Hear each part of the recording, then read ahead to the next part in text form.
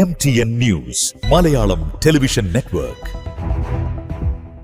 പറമ്പിൽ പീടിക കൂമണ്ണ ചെനക്കലിലെ വ്യാപാര സ്ഥാപനത്തിൽ നിന്ന് പണവും സിഗരറ്റുകളും മോഷ്ടിച്ച സംഭവത്തിൽ ഇതര സംസ്ഥാന തൊഴിലാളിയെ പോലീസ് അറസ്റ്റ് ചെയ്തു. ആസാം നൌഗാൻ സ്വദേശിയും കാഡ ബസാറിലെ ക്വാർട്ടേഴ്സിൽ താമസക്കാരനുമായ 23 വയസ്സുള്ള മിഫീദുൽ ഇസ്ലാമാണ് തേഞ്ഞിപ്പാലം പോലീസിന്റെ പിടിയിലായത്.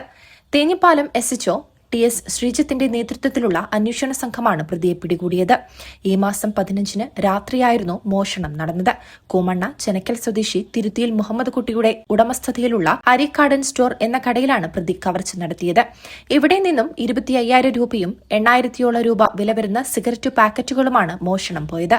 മോഷണം നടന്ന പ്രദേശത്തെ CCTV ദൃശ്യങ്ങൾ കേന്ദ്രീകരിച്ച് നടത്തിയ അന്വേഷണത്തിലൊടുവിലാണ് പ്രതി വലയിലായത്. പ്രതിക്ക് മറ്റ് മോഷണ കേസുകളുമായി എന്തെങ്കിലും ബന്ധമുണ്ടോ എന്ന കാര്യവും പോലീസ് വിശദമായി അന്വേഷിക്കുന്നുണ്ട്. പ്രതിയെ ഇന്ന് രാവിലെ മോഷണം നടന്ന സ്ഥലത്തെത്തിച്ച് തെളിവെടുപ്പ് പൂർത്തിയാക്കി. തുടർ നടപടികൾക്ക് ശേഷം കോടതിയിൽ ഹാജരാക്കി. News desk MTN news.